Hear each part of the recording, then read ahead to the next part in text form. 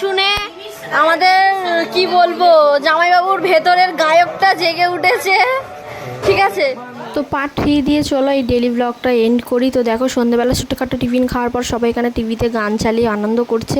আর এখানে দেখো আমার বর চলে এসছে, এনারই শুধু অপেক্ষা ছিল। তো ইনি আসার পর কোনটা আটা আর কোনটা ময়দা এখানে কিন্তু ঠিক চেনা যাচ্ছিল না। তো সেটাই আলোচনা হচ্ছিলো, যেহেতু রাতে হবে পরোটা চিলি চিকেন, তো সেই হিসাবে এখানে কিন্তু সমস্ত জোগাড় রেডি। আর এখানে আমার দিদির মেয়েকে দেখো কি বলছে, একবার শুধু আপনারা শুনুন। তো কাউকে কিছু বক্তব্য কিছু বলতে চাস?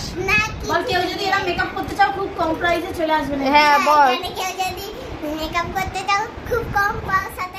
দিদি এখানে রুটিগুলো পরোটাগুলো বেলে দিচ্ছে। তো বেলে দেওয়ার পর মা কিন্তু দেখো গরম গরম পরোটা চিলি চিকেন তৈরি করে দিয়েছে। তো যাই হোক, রাতে খাওয়া দাওয়া করে দিদি জামাইবাবুরা কিন্তু চলে গেল। আর আমরা কিন্তু রাতটুকু ছিলাম, সকালবেলা কিন্তু বাড়ি ফিরছি। আর এদিকে আমার বরকে দেখো কত বড় একটা কাঁঠাল কাঁধে করে নিয়ে বাড়ি যাচ্ছে। ভিডিওটা ভালো লাগলে লাইক করো।